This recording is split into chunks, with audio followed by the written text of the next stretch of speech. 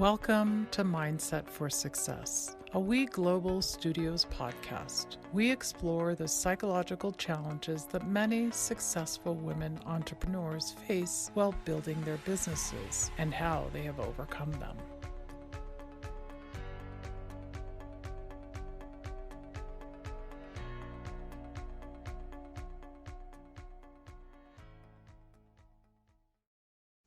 I'm your host, Dr. Leslie Knutson, and I'm very excited to welcome to today's show, Cath Earl. Welcome, Cath. Thank you.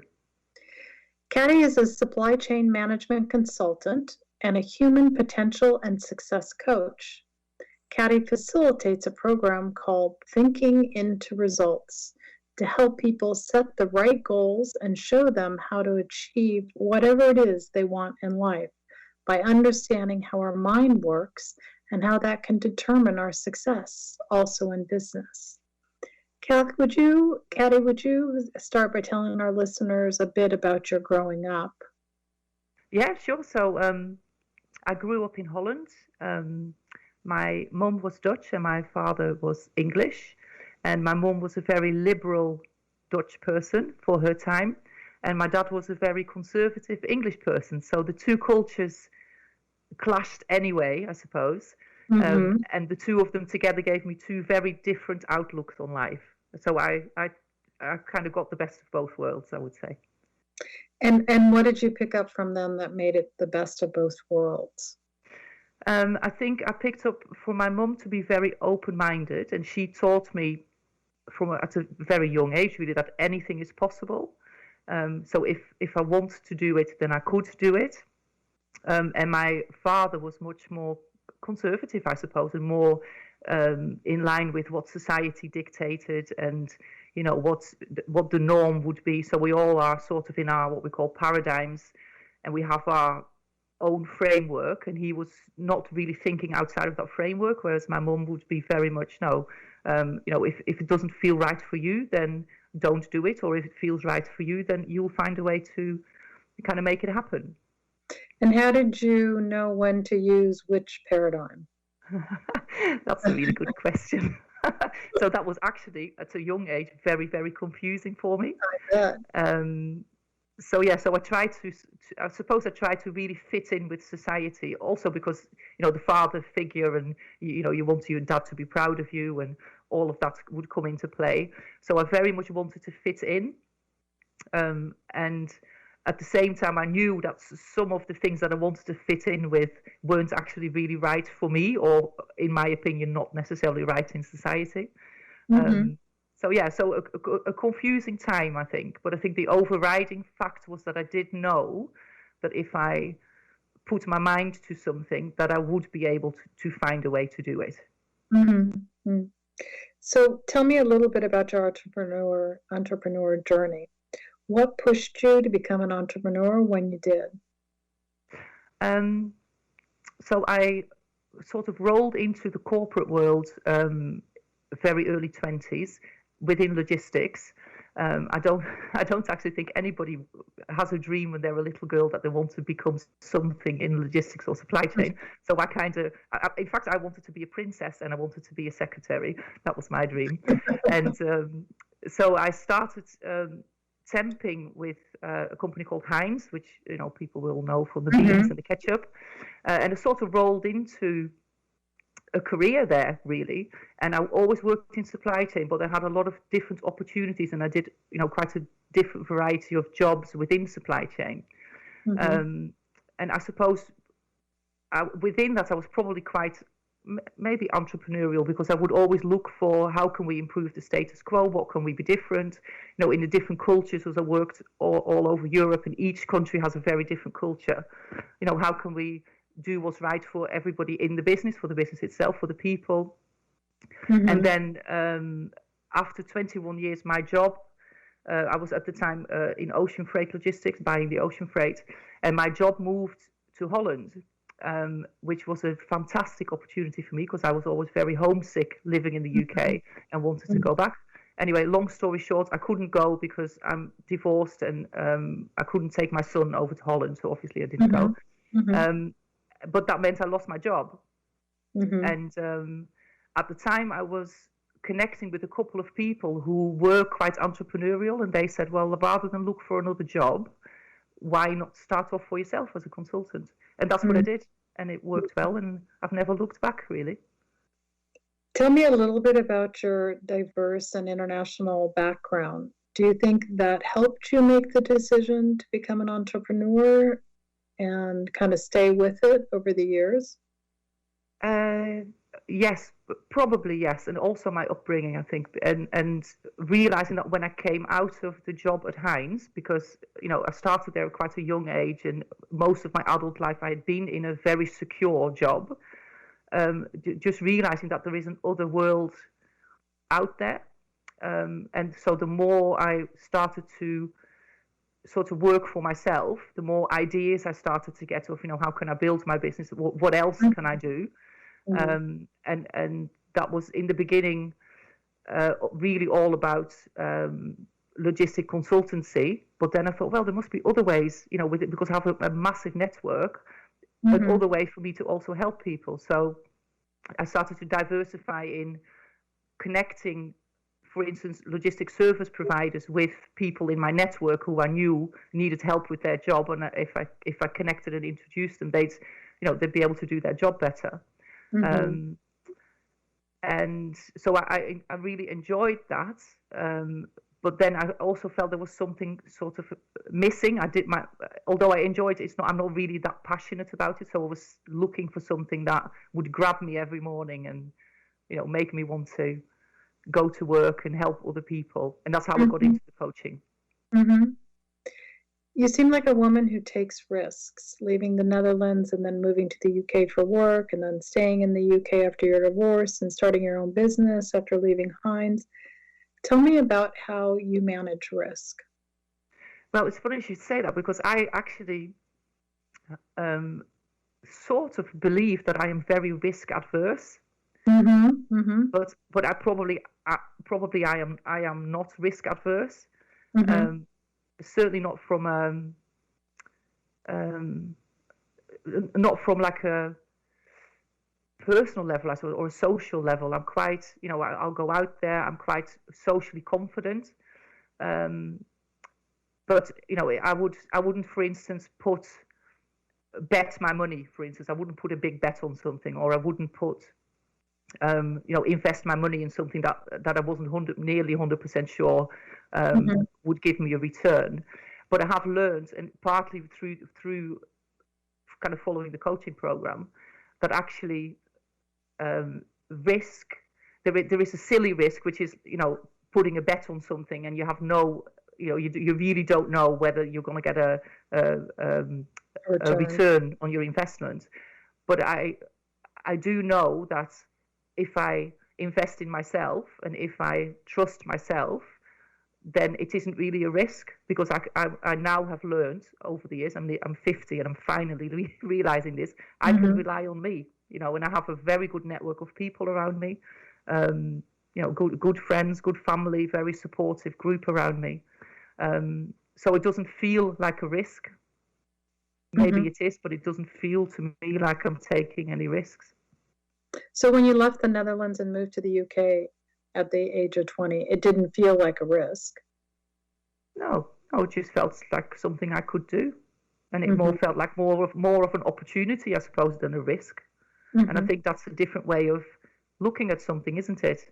It's all about your perspective and how you relate it to something else. So, one person will see something as positive and another person will see the same thing as negative. And I think I probably see an opportunity, and I will think about it, and I will do my due diligence and sort of make sure that I'm not doing anything crazy. But then it feels like an opportunity, not a risk. And what do you think the benefit was to have two very distinct and different cultures on board growing up, Dutch and English? I think it's made me very understanding of other people and of situations, and it has given me from a very early age the kind of capacity to shift my perspective about things. And I tend to, all through my life, that's the feedback I get from my friends and from my family and my colleagues, that I give them another way to think about something. So they'll come to me with a problem, and I'll go, well, what if you look at it this way? Then you'll feel better. So I think it's made me quite open-minded. Mm-hmm. Mm-hmm. Mm-hmm. And in terms of your work, has it helped your work to be more open-minded? Yes. So I think an example would be when I managed logistic contracts for Heinz in Northern Europe.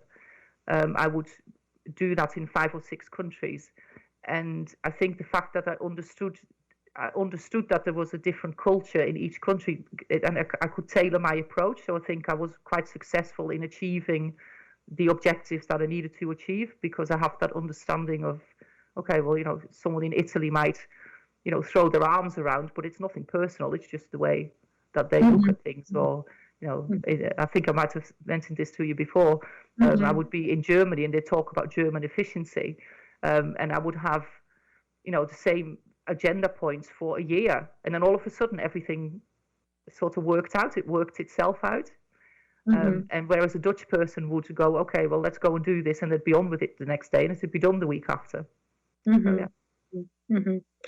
Let me ask you this. Are you someone who feels like she hasn't always fit in?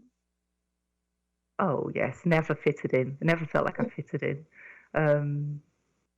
And I don't know why, because very recently I kind of feel like I fit in because I fit in with me, and that's all I need to fit in with. And like I said, I have a very very close friendships and close family, and so yes, I do fit in, but I never felt that I did. But then talking to people, I think hardly anybody feels that they really fit in. Right, for sure.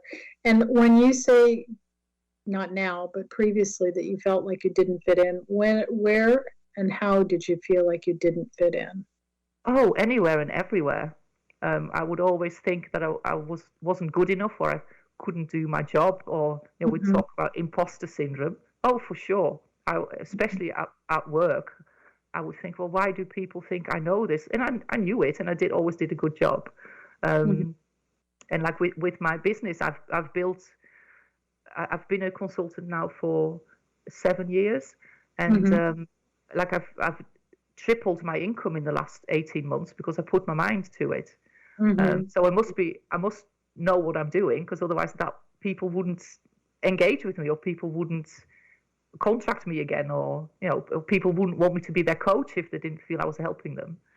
And do you think part of the reason why you've tripled your business is because you now feel secure about you for you, or you with you? Yeah, definitely. I think that comes across, and I feel that I'm doing it more from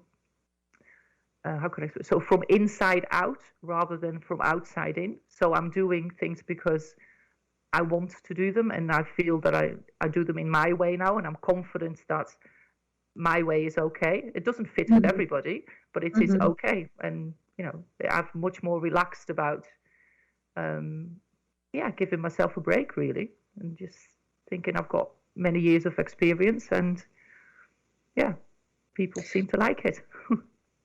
And do you think the trying to fit in made you feel not so confident in the years past? Yeah, definitely. Yeah, because I think if you're trying to fit in, it's well, I think you want to fit in because you have no confidence, but it also then kind of disintegrates your confidence. So it's sort of a vicious circle. And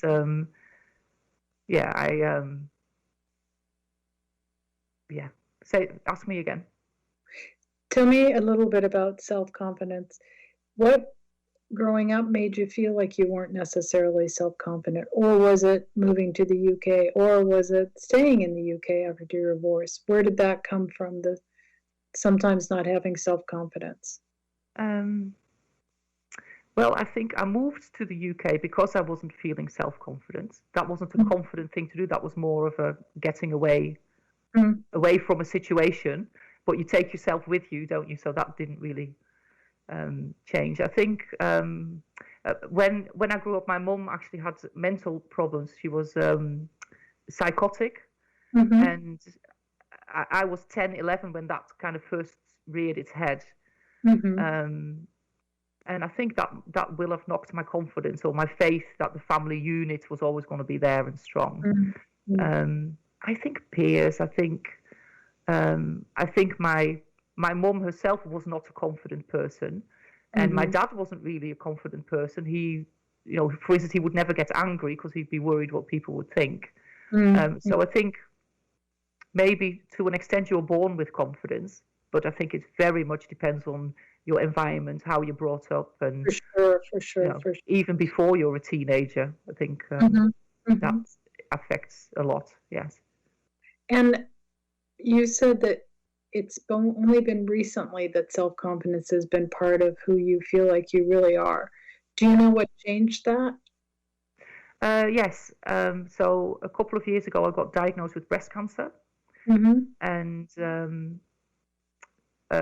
so I had a lump removed and I had chemo. I had to do all the treatments, but I knew I was going to be okay. But it was all preventative treatment, and I think the moment that I found out, I just because prior to that I'd been very depressed and very anxious for many years, really, which again I think is part of the reason why I got the breast cancer.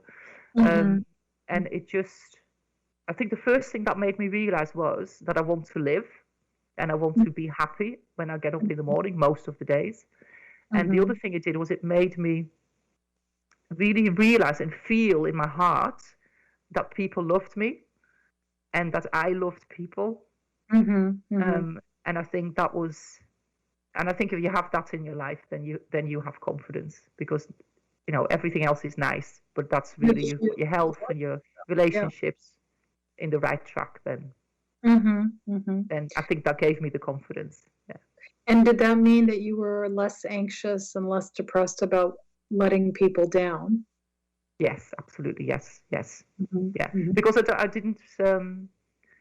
Yes, I suppose I grew up thinking that I always needed to be better, or I needed to do better, or I was a people pleaser and a yes person.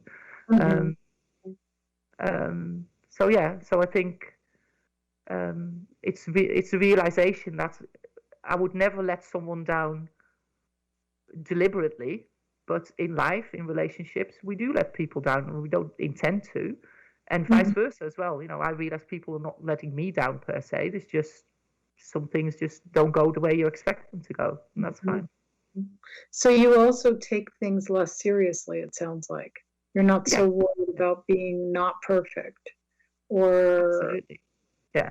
And, because I think I always wanted to be perfect, and then you live your life in a certain way, and you hide away pieces of yourself, and until you see all the pieces of yourself, I don't think you can be yourself. And just acknowledge that that's okay. Like I love my child, no matter what he does or doesn't do. I might not always agree with him, but I'll always love him. Yeah. So in some ways, losing yourself by trying to fit in was probably sad and difficult. Yes, but I do also realize it's made me the person that I am today. And part of trying to fit in, it's like a bit of an ego thing. I suppose we all have our egos, but it did drive me on in my career. And I realize now that the career that I had at Heinz is perfect for what I'm now doing in life, being an entrepreneur and working for myself. And it's wanting to fit in and wanting to do well and, wanting to impress someone that kind of spurred me on, I suppose, at the time. And do you think that's part of the reason why coaching is so rewarding for you? I think so, yeah. I mean, I love coaching, and I love talking to someone, and by the end of the conversation, knowing that they feel a bit better, or they know better how to help themselves, or because everybody, you have to help yourself. But sometimes you just need someone to give you an idea as to how to do that, or show you that there's a different way to do things or to think about things. Did you ever use coaching when you started your business? I did, yes. So I had therapy because I felt I had to have therapy Mm-hmm. Mm-hmm. because I was, for over the years, on and off over the years. Mm-hmm. And then I got introduced to the program that I facilitate myself now, Thinking into Results, which was really much more focusing on understanding, as you introduced me before, how does your mind work and how does that Mm-hmm. help you to achieve the things that you want to achieve. And so, yes, absolutely, that has helped build my confidence as well, to understand why I think the way that I think, or why other people think the way that they think, and really knowing that you can change that. Mm-hmm. Mm-hmm. When you're really, really busy and things kind of feel overwhelming and you've got lots to do, Yeah. how do you manage that emotionally? So sometimes I scream. And I say to my friends, I've screamed at the sky today. So I have learned over the last couple of years probably that when you're overwhelmed, really the best thing to do is to take a break and to just say to yourself, right, I'm going to take this afternoon off, or I'm going to take tomorrow off, because I know that the frame of mind I'm in at the moment, I'm actually not being productive, and the things I'm doing are not doing my business any good, and it's not doing my family any good. So I'm going to take a day off, and then I sort of know that I'll feel better after that. And it's and again, this is what this coaching program has taught me. There are natural laws of the universe, or natural scientific laws, and it's the law of ebb and flow. And we all have ebb and flow in our life. And sometimes when we're very busy, lots of things to do, maybe not just even work, but private life, things to do, to go to, kids to look after, lots of things, and they all come together at the same time, don't they? When you're busy, you're really busy, because then everything is asking for your attention. So just the understanding that there is ebb and flow, and that some days I'll feel better than other days, some days I'll be more productive than other days, and for it to just be okay. And I think being able to be kind and gentle and aware of yourself, is also a result of having understood the family and friends that are so close and so supportive of you, that Absolutely. they want you to take care of yourself. And it's easy to take care of yourself knowing you have this big supportive family and friend group behind you. No, absolutely. And I think also realizing that I have more to give when I make sure I'm okay, and it's not in a selfish way, but if I'm run down or overwhelmed, I'm very impatient with my son, or I don't see my friends, or things get to me. So I think we all are a much nicer person to be around if we are okay in ourselves. A bit like the two soldiers in the desert. One of them is injured and one of them is okay, and there's one small bottle of water. Who drinks the water? The guy, the soldier who's well drinks the water, because he's going to be the one that's going to get the injured soldier out of the desert. Putting your own oxygen mask on in the plane. They say, put your own mask on first, because if you're okay, you can then help others be okay. Of course. We're going to have to stop, believe it or not. We're at the end. Oh, wow, that's gone so quick. Great. If people in the audience wanted to learn more about you, where would they look for you online? Probably through LinkedIn. Okay. And then I'll be on the Cath Earl, actually, because that's my official English name. Okay. Cath, right? Cath. Yeah. Okay, Cath. great. Yeah. Cathy, thank you so much for being on the show. I really appreciate it. Thank you for having me. I've really enjoyed that. Thank you very much. You're welcome. Have a good evening. You too. Thank you. Bye. This podcast is brought to you by We Global Studios, the first startup innovation studio and digital DIY startup platform for women entrepreneurs around the world. For more information on our guests, this podcast, and many other female founder programs, please visit weglobalstudios.com. I'm your host, Dr. Leslie Knutson. Please drop me a line at mindsetforsuccess@weglobalstudios.com. See you next week.